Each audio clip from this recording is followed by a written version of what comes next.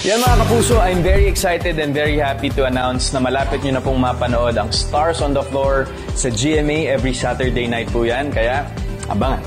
Yan mga kapuso, I'm very excited and very happy to announce na malapit nyo na pong mapanood ang Stars on the Floor sa GMA every Saturday night po yan, kaya abangan.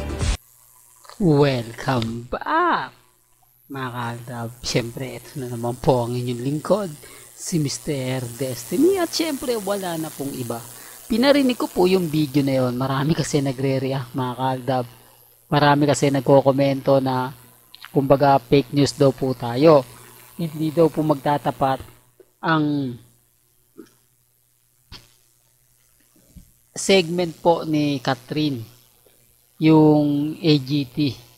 Di po ba? Na sinasabi nga po nila na hindi tatapat yan ngayon. O tinapat na.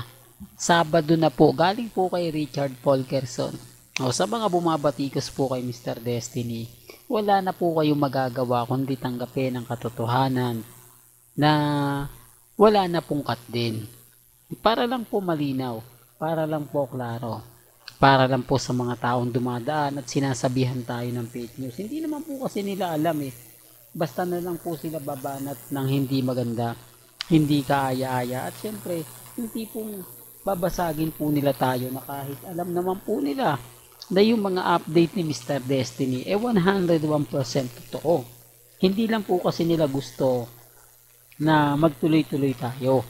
Kaya ngayon ang ginagawa po nila, binabasag tayo para yung mga walang alam na hindi po updated, sasabihin nila hindi naman Sabado eh. Pero kung alam naman po nila at napanood po nila, doon lang po nila malalaman. Kaya nga po minsan, di po ba, nagbibigay ako o nag-update ako ng mga video na ganito para lang po marinig nila, para lang po alam po nila, hindi po ba? At ito po yung ipapakita natin. Ito po yung post na kung saan kasama nga po raw si Congressman Arjo. At ito yung pinaka-latest post na si Mengay naman daw po talaga yung totoong kasama. Si Mengay, ano ba yan? Mr. Destiny. Si Congressman Arjo po raw yung kasama at hindi daw po si Alden Richards. Hindi, para lang po malinaw sa mga mamis. Alam ko naiirita kayo, naiinis kayo kapag nababanggit yan ni Mr. Destiny. Nagagalit kayo sa akin dahil, ba't naman yan yung pinapaliwanag mo Mr. Destiny? Dapat aldab lang eh.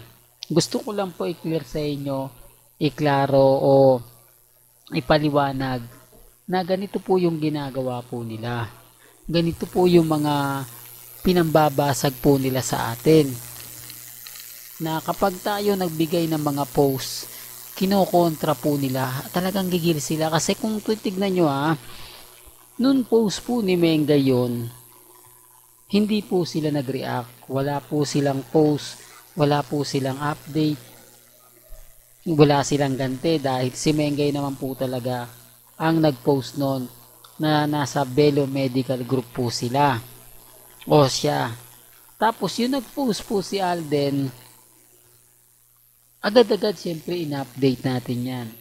Agad-agad marami na nagsabi na magkasama talaga yung dalawa. Kahit po yung malalapit kay Catriona Gray. Kaya lang siyempre bawal po eh. Di po ba bawal kunan, bawal magpakita. Kasi una sa lahat yung sa birthday lang ni Mengay po, dami na talagang Aldab Nation ang natuwa. Siyempre hindi na po ikagugusto yan ng Belo Medical Group. Ayaw nila ng ganon. Ayaw nila na baka lagi na lang inaabangan sina Alden, lagi na lang inaabangan sila Mengay kung pupunta sa Belo Medical Group. Di po ba? Although gusto nilang i-promote yun, pero hindi ganon. Kasi marami nga po talagang mambabasa kanila. Una sa lahat, yung cut din. Na hanggang ngayon, binabash po tayo. Yung cut din, na hanggang ngayon, talagang naninindigan. Sabi nga po nila, bakit daw po yung fandom ng Aldab Nation hindi daw po sumusuko? Kasal na nga po raw si Congressman Arjo, si Mengay, pero bakit nananatili pa rin po silang Aldab?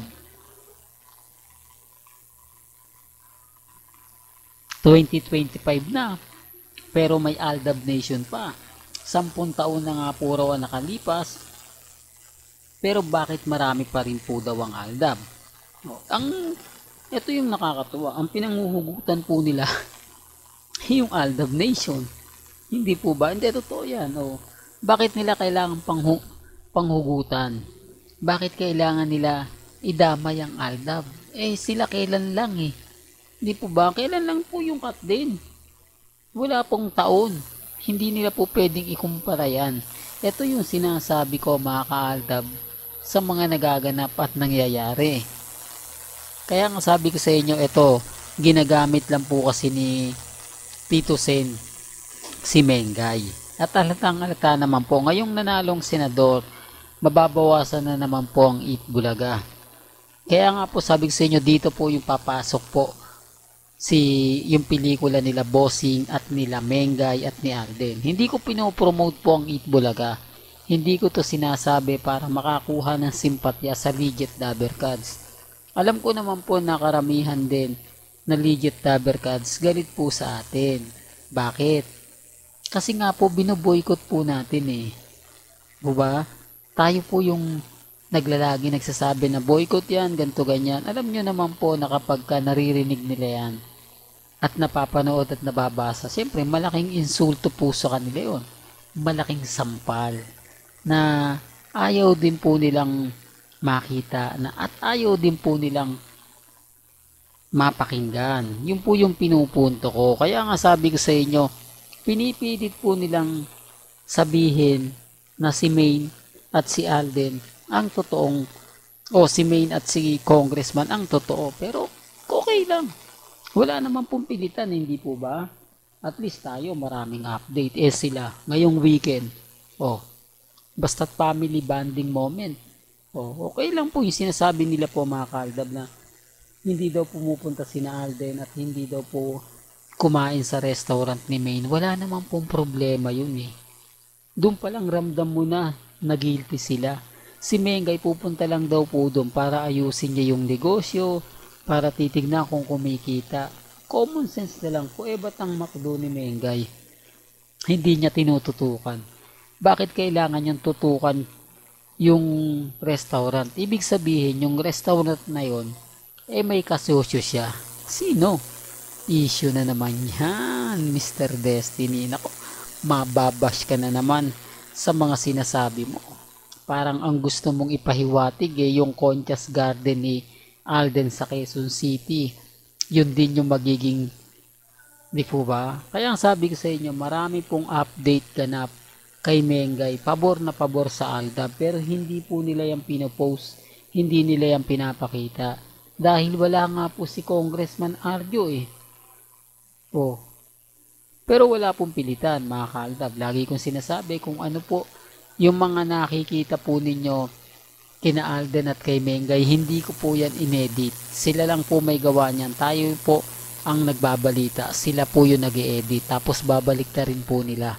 Sasabihin nila tayo may gawa. Ganyan po sila kabiter.